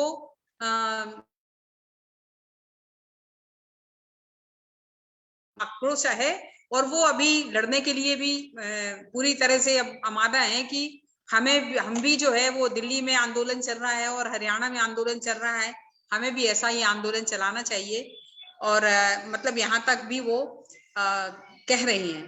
तो अभी जो ये हमारी हड़ताल है और इस हड़ताल के बाद हम फिर एक लगातार कुछ आंदोलन करेंगे राज्य में। अभी राज्य में कोई परमिशन नहीं देते, आंदोलन यदि करना है तो किसी तरह की कोई परमिशन नहीं है। बिना परमिशन के लोग जो अगर जाते हैं तो उनको उठा के और मतलब दूसरी जगह ले जाते हैं, थानों में ले जाते हैं और फिर रात को उनको अंधेरे में छोड़ देते हैं। मतलब इस तरह की स्थितियां हैं कि ये भी नहीं है कि ये महिलाएं हैं तो अंधेरे में रात के समय में ये कहाँ जाएंगी। तो ये कंडीशन मध्य प्रदेश की बनी हुई है, पूरी अराजकता फैली हुई है और ये सरकार को सबक सिखाने की जरूरत है। और बिना लड़े, बिना संघर्ष के हम हासिल तो कुछ भी नहीं कर सकते और मिलके हमें संघर्ष करना पड़ेगा, तभी हम आगे की लड़ाई को जीत पाएंगे। यही मध्य प्रदेश की स्थिति है। और अभी मध्य प्रदेश में और मुझे लगता है कि पूरे देश में भी ये कंडीशन है कि मिनी आंगनवाड़ी केंद्र जो खोले गए हैं, वो मिनी आंगनवाड़ी केंद्र 200-250 जनसंख्या के ऊपर खोले गए थे, लेकिन आज की स्थिति में 1,500 जनसंख्या है और वो मिनी कार्यकर्ता है और वो सारा काम कर रही है। उसको किसी तरह से एक्स्ट्रा कुछ वो नहीं है, जो मानदेय उसको मिनी का मिल रहा है वही मिल रहा है।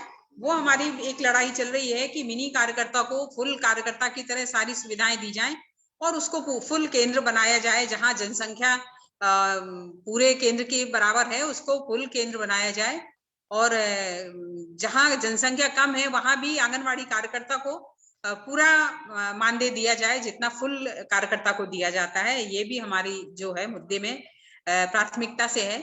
एक है कि हमारी जो सहायिकाएं हैं वो सहायिकाओं के लिए 10 साल की सीनियरिटी रखी गई थी कार्यकर्ता की नियुक्ति के लिए, सहायिका से कार्यकर्ता के लिए।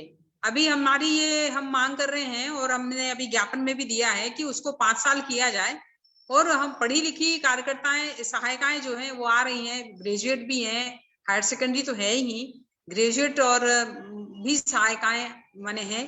तो ये जो समय 10 साल का था ये लंबा है और उसको 5 साल किया जाना चाहिए। कल परसों हमारी आयुक्त से बात भी हुई है और थोड़ा सा जो है उन्होंने अपना सहमति भी उस पर जताई है। अब आगे देखते हैं कि वो क्या करते हैं। तो ये स्थिति है मध्य प्रदेश की। मध्य प्रदेश के लिए भी लड़ाई आगे जारी है। मध्य प्रदेश की साथियों को भी अपना आंदोलन को तेज करने पे बधाई हो। और अभी जो साथी उत्तर प्रदेश में तो चुनाव चल रहे हैं, वहां पे डबल इंजन का तो बहुत बड़ा प्रचार हो रहा है धूमधाम से सारे नेशनल मीडिया में। तो हम अभी सुनते हैं कि हमारे उत्तर प्रदेश के डबल इंजन वाले ने आंगनवाड़ी वर्कर्स हेल्पर्स को क्या किया है और उनके लिए क्या डबल इंजन का काम किया है। और अभी इतनी बड़े दमन बीजेपी सरकारों ने अगले अलग अलग राज्यों में हमारी आंगनवाड़ी बहनों के ऊपर चला रहे हैं और जो बाकी स्कीम वर्कर्स के ऊपर भी, उसमें हमारी आंगनवाड़ी यूनियन उत्तर प्रदेश की क्या कर रहे हैं, साथी वीना गुप्ता जी।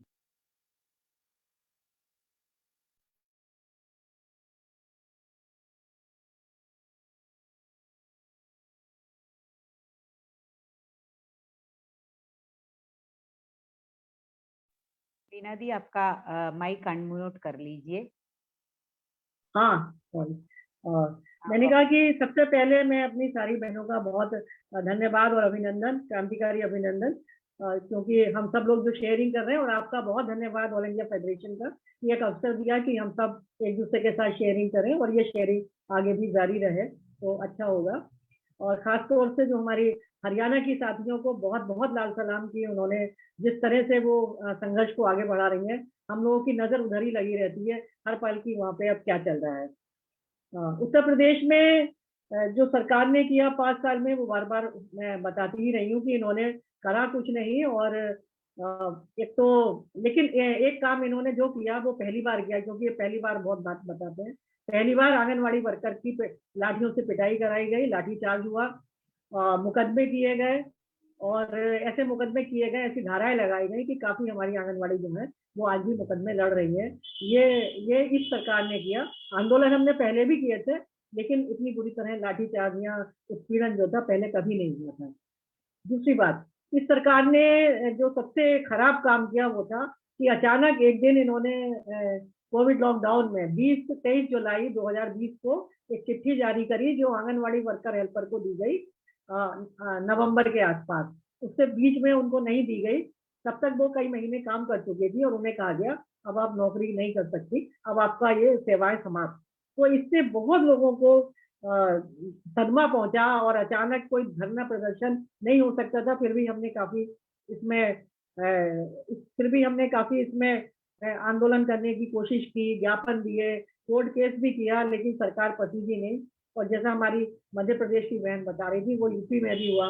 ज्यादातर बहनें हमारी विधवा थी, अकेली हैं, दवाई का खर्चा, यहाँ तक कि बताते बताते रोक पड़ती है, उनको बुढ़ापा पेंशन भी नहीं दी। तो ये बहुत बड़ा जुल्म जो था, जो छटनी की है, वो हुई है। दूसरा, बच्चों के भी पोषण के अधिकार का हनन हुआ है, क्योंकि लगभग 1 लाख सेंटर बंद से जो है वो आंगनवाड़ी वर्कर हेल्पर इन्होंने काम से हटा दिए। तो लगभग 1000 सेंटर खाली पड़े हैं, और एक एक आंगनवाड़ी वर्कर पर 3-3, 4-4 केंद्र दे रखे हैं, और उनके ऊपर बहुत ज्यादा सबका एक फोन से 2 जगह पोषण ट्रैकर चल नहीं सकता, तो पोषण ट्रैकर की भी एक समस्या है। तो बहुत परेशान है, लेकिन एक आंदोलन की परिस्थिति तो है, लेकिन यहाँ भी कई यूनियंस हैं, और सारी यूनियन बाकी जो हैं वो बड़े आंदोलन को तैयार नहीं थी। तो हम ही लोग जो कर सकते थे वो कर रहे थे। और इस बीच में एक उपलब्धि ये हासिल हुई कि कोविड के लिए एक हमारी ही यूनियन थी, मेरे ख्याल में पूरे देश में हमारी फेडरेशन ने डिमांड की कि कोविड भत्ता 10,000 रुपए दिया जाए,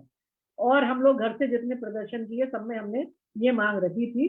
और उत्तर प्रदेश में 500 रुपए महीना के हिसाब से अप्रैल 2020 से मार्च 2022 तक 24 महीने के लिए 500 रुपए महीना की दर से उन्होंने स्वीकार किया, और उसका जो है 8-8 हजार रुपए उनके अकाउंट में आ गया। मतलब करीब 14 या 16 महीने का पैसा उनके अकाउंट में आ भी गया। तो ये हमारा यूनियन का जो लगातार संघर्ष जारी रहा, उससे ये हासिल हुआ। पोषण ट्रैकर का बहुत समस्या है, जो सारे साथियों ने बताई, मैं रिपीट नहीं कर रही, लेकिन हमने इस पे ये स्टैंड लिया है क्योंकि कई समस्याएं हैं। एक तो पुराने हो गए फोन, चल नहीं रहे हैं, उनकी मरम्मत का नहीं है, और चोरी का खोने पे उनसे पैसा वसूली है। तो हमने हमारा ये कहना है कि हमसे कागज में आप हार्ड कॉपी लीजिए और आप अपने आप फीड कराइए। ऑफिसेज जो हैं उनको आप इसको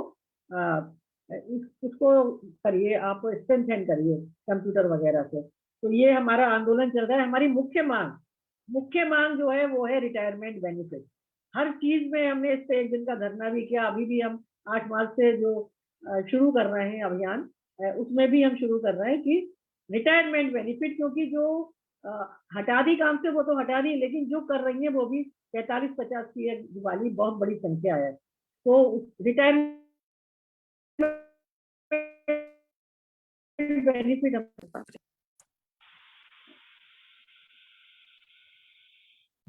दूसरा है हमारा कि इसको रिटायरमेंट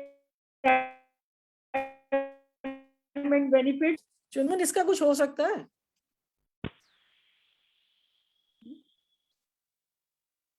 क्या बोलिए? हाँ, ये कुछ गड़बड़ नहीं, अभी सुनाई दे रहे। हाँ हाँ, तो दूसरा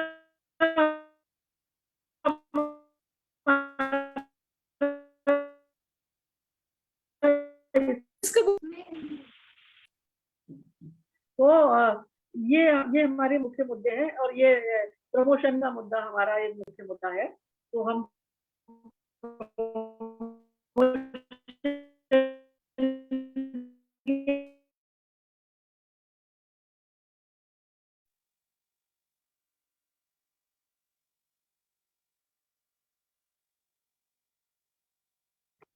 लगता है कि विनादी का कनेक्टिविटी का कुछ प्रॉब्लम है।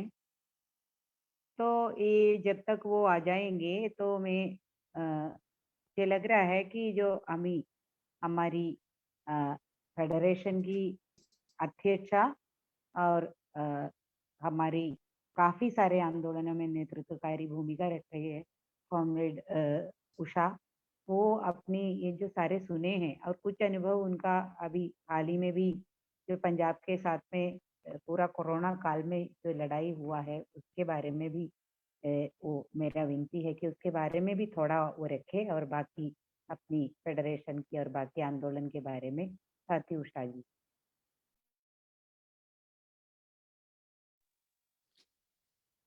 आज की इस ऑनलाइन सभा में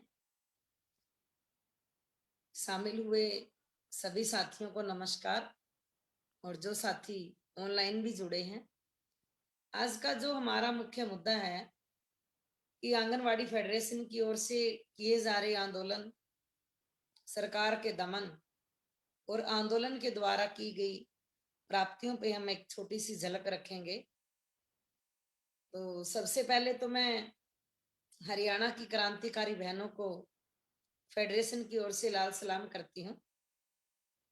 और अकेला हरियाणा ही नहीं, हरियाणा को इसलिए कि पहली बार हरियाणा ने बहुत अच्छे तरीके से एक लामबंदी के साथ, एक हौसले के साथ, एक बहादुरी वाली लड़ाई में पूरी तरह समर्पित होके वो कूदे हुए हैं।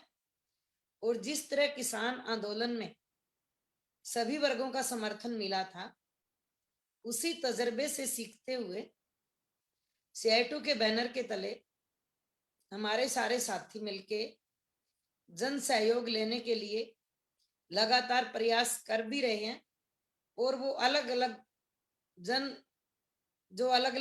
जन आंदोलन के नेतृत्व करने वाले नेता हैं, चाहे किसान आंदोलन के हों, सर्व कर्मचारी संघ के हों, सफाई कर्मचारी हैं, और आज खाप पंचायत का जो हमने देखा और गांव के अंदर पंचायतों का जो समर्थन मिलना शुरू हुआ है, वो हमारे आंदोलन के लिए एक शुभ संकेत है।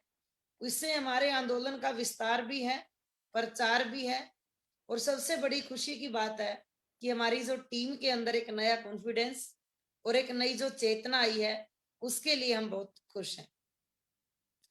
दूसरा, जो अलग अलग राज्यों के आंदोलन के बारे में साथियों ने बताया है, कल हिमाचल में विधानसभा का घेराव रखा है। वहां आंगनवाड़ी की मांगों को लेकर के, खास करके प्री स्कूल एजुकेशन के लेके क्वेश्चन भी वहां पे रखे गए हैं, सवाल भेजे गए हैं विधानसभा में। कल उन पे चर्चा भी होगी।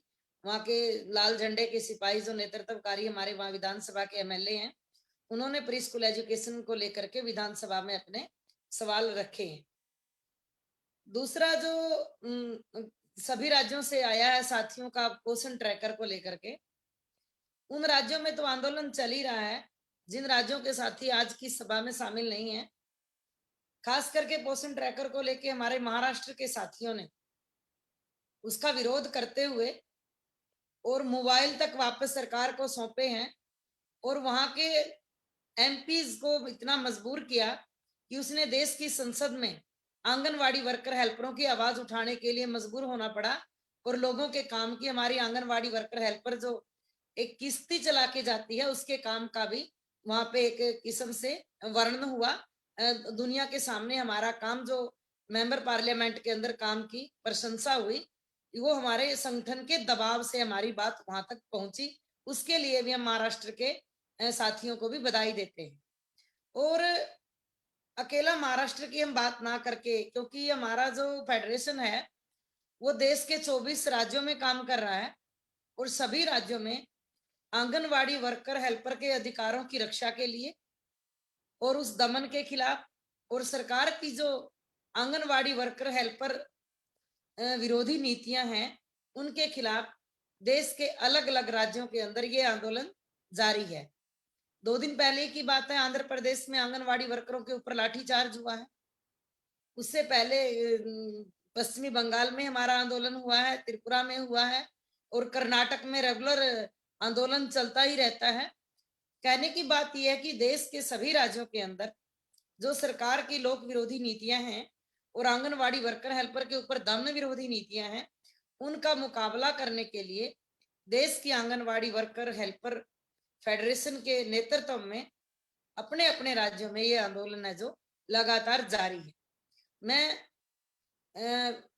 पंजाब से स्थानीय हूँ, स्थानक निवासी हूँ, इसलिए पंजाब में लगातार मेरा ज्यादा तजर्बा रहता है, तो उसके बारे में मैं थोड़ी सी बात करूंगी, क्योंकि अगर पूरी डिटेल में बात करते हो तो बहुत लंबी हो जाती है। ये तो इतिहास गवाह है कि आज तक जो भी प्राप्त हुआ है आंगनवाड़ी वर्कर हेल्पर को, वो हमारी फेडरेशन के प्रयासों से हुआ है। कुछ लोग दुकानें चलाते हैं, हम किसी को नाम लेकर के, ये हमारी फेडरेशन नहीं सिखाती कि हमारी लड़ाई किसी संगठन से है या किसी को नाम बदनाम करने के है।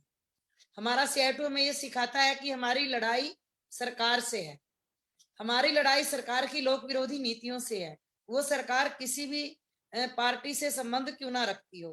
हमारी लड़ाई किसी पर्सन से नहीं है, किसी व्यक्ति से नहीं है, हमारी लड़ाई नीतियों के खिलाफ है, ना कि किसी पर्सन के खिलाफ है। ये हर राज्य में हमारी लड़ाई है और हर राज्य में अलग अलग तरह के संगठन भी हैं, बट हमारा फेडरेशन संविधान के अनुसार, नियम के अनुसार अनुशासन में रह के लड़ता है और अनुशासन की बातें करता है। कुछ लोग उटाक पटाक बातें करते हैं, तो मेरी सभी साथियों से निवेदन है कि ऐसे लोगों को उसी सोशल मीडिया के पेज पे उनकी ही भाषा में उनको जवाब जरूर दें, ये मेरी सभी साथियों से निवेदन है। दूसरा साथियों, आईसीडीएस की सेवा के लिए 6 सेवाएं आईसीडीएस के अंदर थी, उसके लिए देश की आंगनवाड़ी वर्कर हेल्परों को भर्ती किया 2 अक्टूबर 1975 से, और वो लगातार अलग अलग समय में होते होते वो 27-28 लाख गिनती तक पहुंच गए, 14 लाख सेंटर पहुंच गए, जो कि 13,70,000 फिलहाल रन कर। पर सरकार ने आंगनवाड़ी वर्कर हेल्पर के साथ एक बहुत बड़ा धोखा किया है। 6 सेवाओं के लिए भर्ती करते करते 6 स्कीमों का काम दे, उसको एक अम्ब्रेला स्कीम बना दी। उसमें आईसीडीएस के साथ मातृत्व वंदना योजना एक पूरी स्कीम को जोड़ दिया, पोषण अभियान एक पूरी स्कीम को जोड़ दिया, किशोरी योजना एक पूरी स्कीम को जोड़ दिया, आईसीपीएस एक पूरी स्कीम को जोड़ दिया, यूडीआईडी का काम वो पूरा जोड़ दिया। जो 6 सेवाएं थी वो तो थी पूरी 6 स्कीमें जो वो उसके साथ जोड़ के आंगनवाड़ी वर्कर हेल्पर के ऊपर काम का बोझ ला दी। दूसरा, जो पूरे देश में जो समस्या है ऑनलाइन की, कि जो हथियार दिया नहीं उसके लिए लड़ने के लिए मजबूर कर रहे हैं और खिलाफ कार्रवाई करने के लिए भी धमका रहे हैं। अरे भाई, ये कैसा देश है? आपने दिया तो हमें चाकू भी नहीं, तलवार भी नहीं, और तोप चलाने के लिए हमें हुक्म दे रहे हैं, और तोप नहीं चलाओगे तो आपको ही बम से उड़ा दिया जाएगा। ये कौन सा काम है? तो ये एक जो अलग अलग तरह का काम का बोझ आंगनवाड़ी वर्कर के ऊपर लादा जा रहा है, इसी का ये नतीजा है कि लगातार आंगनवाड़ी वर्कर है जो वो मानसिक दबाव में भी है और आर्थिक तंगी का सामना भी कर रही है, क्योंकि इतने साल का काम करने के बाद भी देश का पूरा आंगनवाड़ी वर्कर हेल्पर लगातार अभी तक ऐसा गुजारा लायक किसी भी राज्य में तनख्वाह नहीं है कि वो अपने परिवार का, अपने बच्चों का अच्छे से पालन पोषण कर सके, उनकी पढ़ाई कर सके, इस महंगाई के जमाने में अपने आप को स्थापित कर सके, एक अच्छा चूल्हा चौका चला सके। तो यही कारण है कि लगातार अलग अलग राज्यों में हमें आंदोलन करना पड़ता है। और साथियों, बात कोरोना काल की है। इस कोरोना काल में भी देश के जैसे अलग अलग राज्यों में आंदोलन हुए, तो पंजाब के आंगनवाड़ी वर्कर हेल्परों ने 10 महीने लगातार दिन रात का मोर्चा लगा करके एजुकेशन मिनिस्टर के घर पे, WCD मिनिस्टर के घर पे और डायरेक्टर के ऑफिस के सामने वो लगातार मोर्चा इन मांगों को लेकर था कि प्री स्कूल एजुकेशन आंगनवाड़ी केंद्रों में ही रखा जाए, आंगनवाड़ी वर्कर हेल्पर को ही जो न्यू एजुकेशन पॉलिसी में लिखा है, दर्ज है कि 10वीं पास आंगनवाड़ी वर्कर को 1 साल की ट्रेनिंग और +2 पास आंगनवाड़ी वर्कर को 6 महीने की ट्रेनिंग है जो वो दी जाए, और उसको ही प्री नर्सरी टीचर का दर्जा देके उससे एजुकेशन दिलाई जाए। क्योंकि आंगनवाड़ी वर्कर हेल्पर के पास एक अच्छा तजर्बा है और वो पिछले 40 साल, कोई 35 साल, कोई 30 साल, कोई 20 साल का उनका जो एक्सपीरियंस है, जो ICDS की 6 सेवाएं हैं उसमें प्री स्कूल एजुकेशन ऑलरेडी दे रही हैं। उस मांग को लेकर था एजुकेशन मिनिस्टर के घर पे। और जो भारत की सरकार ने मानदेय में बढ़ोतरी की थी 1500 रुपया और 750 रुपया अक्टूबर 2018 से हमारे 5 सितंबर 2018 के आंदोलन के दबाव में आकर के देश के प्रधानमंत्री ने आंगनवाड़ी वर्कर के मानदेय में बढ़ोतरी करने के लिए 11 सितंबर 2018 को मन की बात करनी पड़ी थी। तो वो पंजाब की गवर्नमेंट ने जो हिस्सा काट लिया था 600-300 सिर्फ सेंटर शेयर दिया था, स्टेट शेयर नहीं दे रही थी, उसको लागू कराने के लिए WCD मिनिस्टर के घर पे आंदोलन किया और वो 15 अगस्त को ऐलान हुआ कि वो 600-300 वो वापिस हुआ। उसके बाद तीसरा जो आंदोलन था डायरेक्टर के घर पे वो ये कंटिन्यू सारा एक ही तरतीब में चला। उसमें जो आंगनवाड़ी हेल्पर का प्रमोशन, आंगनवाड़ी वर्कर से सुपरवाइजर का प्रमोशन, विदेश जाने की छुट्टी, आंगनवाड़ी वर्कर सेंटर से जब बच्चा प्री स्कूल एजुकेशन के लिए स्कूल में जाए तो आंगनवाड़ी लिविंग सर्टिफिकेट होना चाहिए ताकि वो गारंटी करे कि वो आंगनवाड़ी केंद्र से ही आया है। ऐसा सर्टिफिकेट अभी डिपार्टमेंट ने तो बना दिया है, अभी गवर्नमेंट की अप्रूविंग नहीं आई है, डिपार्टमेंट ने उसको अप्रूव करके प्रिंट भी कर दिया है। तो ये इन मांगों को लेकर के आंगनवाड़ी वर्कर हेल्पर को रिटायरमेंट का जो में 2018 के आंदोलन में हुआ था कि वर्कर को 1 लाख, हेल्पर को 50,000, तो उसमें एक डिमांड निकल के आई थी अगर कोई आंगनवाड़ी वर्कर हेल्पर 60 साल के बाद जाना चाहे, वो 70 साल तक नौकरी ना करने चाहे तो वो पहले भी अपना एक्सग्रेसिया 1,50,000 लेके जा सकती है। वो भी तय हो गया अगर 60 साल के बाद कोई आंगनवाड़ी वर्कर हेल्पर अपना आंगनवाड़ी केंद्र से छुट्टी लेना चाहे तो वो 60 साल की उम्र के बाद अपना 1 लाख रुपए एक्सग्रेसिया वर्कर और 50,000 हेल्पर लेकर के जा सकती है। और हेल्पर और वर्कर के प्रमोशन के लिए जो बात थी, हेल्पर का जो वर्कर से प्रमोशन है वो 5 साल के बाद है और सरकार ने ग्रेजुएट कर दिया था हेल्पर प्रमोशन के लिए। तो इस आंदोलन में वापस उसको उसी मैट्रिक सत्र पे लेके आए कि जो आंगनवाड़ी वर्कर मैट्रिक पास भर्ती है, जो सुपरवाइजर मैट्रिक पास बन सकती है, तो हेल्पर से वर्कर मैट्रिक पास क्यों नहीं बन सकती। तो उसको वापस 10वीं का ही लेके आए, जो सरकार ने नियमों में कर दिया था कि नेक्स्ट जो भर्ती है आंगनवाड़ी वर्कर की वो ग्रेजुएट होगी और हेल्पर की जो डायरेक्ट भर्ती होगी वो +2 होगी। तो इसलिए जो पुरानी हेल्पर प्रमोट है वो 10th के बाद ही होगी। ये यूनियन ने आंदोलन करके उसको वापस कराया और जो सुपरवाइजर है वो भी 10वीं पास से ही प्रमोट होगी। उसमें BA और 10वीं का 50-50% कोटा कर दिया है। जो सुपरवाइजर की भर्ती है उसमें 50% प्रमोशन मैट्रिक कोटे से जाएगा और 50% प्रमोशन है जो वो BA के कोटे से जाएगा, ताकि जो पुरानी आंगनवाड़ी वर्कर हेल्पर हैं उनको भी अपना जो बनता अधिकार है वो जारी रहे। बशर्ते ये BA वाले आंगनवाड़ी वर्कर हेल्पर कुछ नाराज हुए हैं कि 10वीं का प्रमोशन नहीं चाहिए, पता नहीं वो स्थिति नहीं समझते कि ICDS को बचाने में मैट्रिक और अंडर मैट्रिक और हमारी हेल्परों का बहुत बड़ा योगदान है। अगर वो अच्छे से काम ना करती तो आज सुपरवाइजर तो बहुत दूर की बात, ये आंगनवाड़ी वर्कर हेल्पर के लिए भी ICDS रन ना करती। तो इसलिए हमें उनके योगदान को कभी भी भूलना नहीं चाहिए। बहुत बड़ा योगदान है हमारे कम पढ़े लिखे आंगनवाड़ी वर्कर और हेल्परों का। उसके साथ साथ जो मेडिकल लीव की बात है कि आंगनवाड़ी वर्कर और हेल्पर भी 1 महीने की मेडिकल लीव समेत मान भत्ते के ले सकती हैं। वो इकट्ठा भी ले सकती हैं और अगर जरूरत पड़े तो वो 10 दिन की, 5 दिन की, 4 दिन की ऐसे किस्तों में भी ले सकते हैं। ऐसा एक उसमें प्रोविजन हुआ। और पंजाब के अंदर एक NRI का बहुत बड़ा है कि लोगों के बच्चे बहुत बाहर हैं और वर्कर हेल्पर अपने परिवार को मिलने नहीं जा सकती थी। पहले यूनियन ने दबाव में डाला था तो 1 महीने का छुट्टी का प्रावधान हुआ था, बट इस आंदोलन में वो 3 महीने की छुट्टी का प्रावधान हुआ है। अगर किसी का बच्चा विदेश में है और उसकी माँ उसको मिलने जाना चाहती है या किसी रिश्तेदार के यहाँ जाना चाहती है तो वो 3 महीने के लिए छुट्टी लेके विदेश जा सकती है और आके अपनी आंगनवाड़ी को ज्वाइन कर सकती है। ये ऐसी चीजें। और सबसे बड़ी जो बात है साथियों पंजाब के अंदर कि आंगनवाड़ी का जो एक WCD का जो एक डिपार्टमेंट है पूरे देश में, और पंजाब में 2 डिपार्टमेंट का काम आंगनवाड़ी वर्कर हेल्पर से लिया जाता है। उसमें पेंशन डिपार्टमेंट भी है और उसमें महिला बाल विकास भी है। उसका मिनिस्टर भी एक है, उसका डायरेक्टर भी एक है। बट आंगनवाड़ी वर्कर हेल्पर के बिना ब्लॉक तक का बाकी स्टाफ अलग अलग है और आंगनवाड़ी वर्कर हेल्पर से ये पेंशन का काम लिया जा रहा है। तो इस करके लगातार ये काम का बोझ है जो आंगनवाड़ी वर्कर हेल्पर पे है।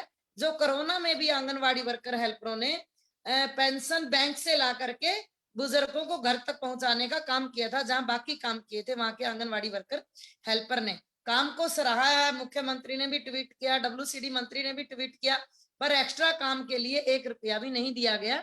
तो हमने बोला कि शाबाश करने से और ट्वीट करने से आंगनवाड़ी वर्कर हेल्पर का पेट नहीं भरता है, उसके लिए में एक्स्ट्रा कुछ चाहिए। बट अभी तक कोरोना के दौरान जो मृत्यु हुई है, ना किसी आंगनवाड़ी वर्कर हेल्पर को कोई लाभ मिला है, ना ही किसी भी तरह का कोई कोरोना भत्ता मिला है, ना उसकी फैमिली को कोई लाभ मिला है, ना ही कोई इलाज का कोई लाभ मिला है। पर लगातार यूनियन की तरफ से मांग पत्र हैं जो वो दिए जा रहे हैं। तो इन सब को लेकर के जो मानदेय में बढ़ोतरी हुई है उस समय, वो जो सबसे बड़ी हम अचीवमेंट की बात करें कि 4 जनवरी को जो इस आंदोलन के दौरान आंगनवाड़ी वर्कर हेल्पर के वर्कर के मानदेय में 1400 रुपया का बढ़ोतरी हुआ है, मिनी के 1000 का हुआ है, और हमारा जो हेल्पर है उसका 1050 का बढ़ोतरी हुआ है। और जो इंक्रीमेंट की बात हुई है कि हर साल 1 जनवरी से 500 रुपया वर्कर, 250 रुपया हेल्पर और 250 रुपया मिनी वर्कर का हर साल है जो वो इंक्रीमेंट लगेगा। ये का नोटिफिकेशन का कॉपी मुख्यमंत्री ने स्टेज पर आकर के यूनियन को दिया। ये एक लड़ाई के संघर्ष के बाद एक बहुत बड़ी जीत हुई है, और हमें भी इस बात का खदशा था कि कहीं एकदम आचार संहिता लग जाए चुनाव की और आंदोलन बीच में ही रह जाए, तो बहुत ज्यादा प्रेशर उसमें हमने भी खुद पे भी लिया, और बड़े बड़े आंदोलन करके जैसे पूरे मलेरकोटला को बंद किया, मिनिस्टर को कहीं प्रोग्राम में जाना था जाने नहीं दिया, वो मोटरसाइकिल पे बैठ के बुर्का पहन के छुप के गई। दूसरा सीएम के हल्के में जाके किया, 8 घंटे रोड जाम किया रात के 11 बजे तक, उसके बाद रिटर्न के बाद ही ऐसे लगातार बहुत सारे संघर्ष हुए हैं। तो उन संघर्षों के दबाव में आके ही मुख्यमंत्री को ये मांग को मानना पड़ा है, और खुद आकर के ये नोटिफिकेशन का कॉपी स्टेज पे आके देना पड़ा।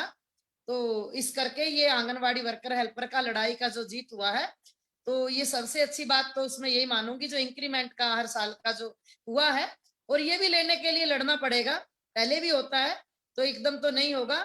और जो कुछ भी हमें करना है वो लगातार लड़के ही करना है, लड़के ही प्राप्त करना है। तो मेरे तो सभी देश की आंगनवाड़ी वर्कर हेल्परों से यही निवेदन है कि अपने अपने राज्य में स्थानिक मुद्दों की पहचान करें, और जो हमारे स्थानीय मुद्दे हैं उन स्थानीय मुद्दों को लेकर के स्थानिक लेवल पे, ब्लॉक स्तर पे भी, जिला स्तर पे भी, राज्य स्तर पे भी अपने आंदोलन को जारी रखें और अपने मुद्दों को चयनित करें, और समय की जरूरत के अनुसार जो मुद्दे हैं, हमेशा ये नहीं कि भाई हम सिर्फ मानदेय बढ़ाने के लिए ही करें। अब जैसे पंजाब में जो सुपरवाइजर का प्रमोशन हुआ है उसमें कोई उम्र की हद नहीं है, उसमें कोई टेस्ट नहीं है, उसमें कोई इंटरव्यू नहीं है। बाकी सरकारी कर्मचारियों की तरह सिर्फ स्नातक सूची के आधार पे ही सुपरवाइजर भर्ती होगी। पिछले 6 महीने में 3 बार लिस्ट आ चुकी है, जितनी खाली पोस्ट होंगी साथ साथ में उनका प्रमोशन होगा। और जो खाली पोस्ट है आंगनवाड़ी वर्कर हेल्पर की 4482, उनकी भर्ती के लिए भी लगातार आंदोलन जारी है कि आंगनवाड़ी वर्कर हेल्पर की जो भर्ती है सुप्रीम कोर्ट की गाइडलाइन के अनुसार 90 दिन से ज्यादा खाली नहीं रखा जा सकता। पर 4 साल से जो आंगनवाड़ी केंद्र खाली हैं उनकी भर्ती के लिए भी आंगनवाड़ी वर्कर हेल्पर लगातार, अभी आचार संहिता लगने के बाद भी लगातार अधिकारियों के ऊपर पत्र डाले जा रहे हैं, मेल किए जा रहे हैं, उनसे बात की जा रही है। और अभी उनसे बात करने के लिए कल प्रिंसिपल सेक्रेटरी से मीटिंग है।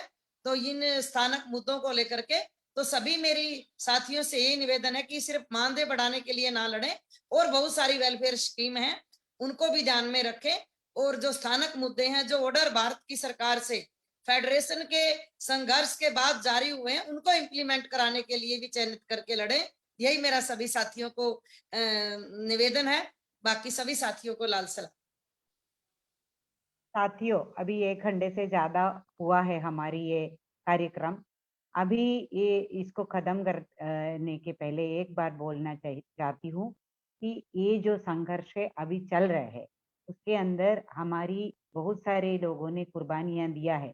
आज ही जो दिल्ली की साथियों को धमकी का लेटर मिला है कि ड्यूटी ज्वाइन करने के लिए, लेकिन और हमारी हरियाणा की जो आंदोलन है जो 8 दिसंबर से चल रहे उसमें एक हमारी आंगनवाड़ी हेल्पर गुड़गांव की वो शहीद हुई है। लोगों की और अधिकारियों की सरकार की जो धमकी के बारे में जो शकुंतला ने बताया, तो वैसे ही इनको धमकी देके घर में आके धमकी देके जो वो उसके दिल का ये हार्ट अटैक होके उनका डेथ हुआ है। ऐसे कितनी सारी कुर्बानियां हमारे लोगों ने दिया है और पूरे कोविड काल में जो पूरे देश की जनता को कोविड से बचाने के लिए अपने जाने कुर्बान किया है और अपने घर में चूल्हा ना जले लेकिन पूरा देश की सेवा करने के लिए ये स्कीम को जिंदा रखने के लिए ये आंगनवाड़ी वर्कर हेल्पर ने जो काम कर रहे हैं उसके लिए ये देश को इसके बारे में जो अभी पता चल रहा है और हमारी आंदोलनों को जो ज्यादा से ज्यादा समर्थन मिल रहा है, इसका एक दिन में नहीं हुआ। पूरे फेडरेशन और यूनियनों का सालों की मेहनत और कुर्बानियों के वजह से ही आज हमारी काम के बारे में पहचान है और हमारे आंदोलन के बारे में भी देश में नहीं पूरे दुनिया में पहचान है। तो ये लड़ाई हमें आगे रखना है और अभी हमारी फेडरेशन ने और पूरे सीआईटीयू ने ये निर्णय लिया है कि ये तो आंदोलन तो जारी है हमारा और ये 25 फरवरी में पूरा बजट के खिलाफ में पूरे सीआईटीयू किसान सभा और खत मजदूर यूनियन उसके खिलाफ में पूरे देश में विरोध दिवस मना रहे हैं। और ये जो योजना कर्मियों का जो शोषण हुआ है और वो योजनाओं को खत्म करने का जो ये देशद्रोही सरकार भाजपा का है उसकी जो नीतियां हैं उसके खिलाफ में ये 8 मार्च को जो महिलाओं का जो शोषण हो रहे हैं उसके खिलाफ में सारे योजना कर्मियों सहित सारे कामगार महिलाएं एक वर्किंग विमेन्स एक्शन डे की तरफ जो मनाएंगे पूरे देश में विरोध करके ये सरकार की नीतियों का। और साथियों ये जो आने वाले जो बजट सेशन जो 14 मार्च से शुरू होगा उस टाइम में भी हम बहुत बड़ा एक केंद्र सरकार के नीति के खिलाफ का आंदोलन का योजना बना रहे हैं। और आने वाले दिनों में पूरे देश के जो ट्रेड यूनियन आंदोलन ने जो 28-29 मार्च का जो अखिल भारतीय जो आम हड़ताल है जिसमें देश के सारे किसान संगठनों ने और सारे अन्य संगठनों ने भी समर्थन दिया है, ये सरकारों को एक चेतावनी देने का और अपने नीतियां बदलने का जो पूरे कॉरपोरेट्स को पूरे देश हैंडओवर कर रहे हैं, ये पूरे देश बेच रहे हैं और जनता को का खून चूस रहे हैं ये सरकार का। इस सरकार को जो चेतावनी देने के लिए आम हड़ताल है वो हड़ताल को सफल करने का पूरा काम करना चाहिए। और ये बुनियादी हमारे अभी जो राज्यों का जो लड़ाइयाँ है उसमें अलग अलग राज्य में अलग अलग चीजें मिल रहे हैं, किसी को कुछ और जितना आंदोलन का ताकत है उतना मिल रहा है। तो अपना आंदोलन को और अपने ताकत को मजबूत करना है और यहाँ पे हमारी ऑल इंडिया लेवल पे मांगे भी है, वो लड़ाई भी है, उसको मजबूत करने के लिए ये लड़ाइयाँ उस बहुत अहम एक भूमिका अदा करते हैं। तो ये बुनियादी जो सवाल है, अभी एक चीज और समझना है कि चाहे आम आदमी पार्टी का सरकार हो या पंजाब की कांग्रेस का पहले का जो सरकार है या ये जो बीजेपी सरकार है, ये नीति में कोई ये बुनियादी मुद्दे पे कोई भी फर्क नहीं है। तो ये नीतिगत सवाल है कि जो आईसीडीएस को ही पक्का बनाओ और आंगनवाड़ी वर्कर हेल्पर को जो उनकी काम का रिकॉग्निशन करो, उनको सरकारी कर्मचारी घोषणा करो, इसके बारे में सब चुप है। 100 रुपया 200 रुपये का कोई लड़ाई नहीं है और ये देश की जो बच्चे हैं और माए हैं उनकी बुनियादी अधिकार का भी ये लड़ाई है। तो वो आईसीडीएस को पक्का बनाने का और एनएचएम जैसा जो आशा वर्कर्स का जैसा ये सारी योजनाओं को पक्का बनाने का लड़ाई है। तो वो लड़ाई का एक स्तर पे हम लोग पहुंच गए हैं। अभी ये एक बहुत बड़ा देश भर का आंदोलन जिसमें सारे ट्रेड यूनियन और सारे किसान और सारे मेहनत कश जनता हमारे साथ में है। ये लड़ाई का पूरा भरपूर तैयारी करो और उसके लिए ये 8 मार्च का और 28-29 फरवरी का मार्च का जो हड़ताल है ये भी है। उसके आने वाले दिनों में हमारी फेडरेशन की ओर से और पूरा जो सारे स्कीम वर्करों का भी एकता हमने कायम किया उसके तौर पे भी हम तैयारी करेंगे। और साथियों हमारी फेडरेशन की जो ये पेज है, ये पेज को आगे वाले दिनों में आंदोलनों को अभी जो ऐलान किया है हिमाचल का आंदोलन, गुजरात का आंदोलन, यहाँ पे क्या हो रहा है के बारे में भी सारी आंगनवाड़ी वर्कर हेल्पर पे तक पहुंचाने की हम पूरा प्रयास करेंगे अपनी फेडरेशन से। ताकि एक दूसरे की लड़ाई से हम लोगों को बल मिले और एक बड़ा आंदोलन की हम पूरा तैयारी करें। तो ये बोल के हम अपनी ये लाइव खत्म करेंगे। सारी साथियों को धन्यवाद और इसको आगे लेके जाए।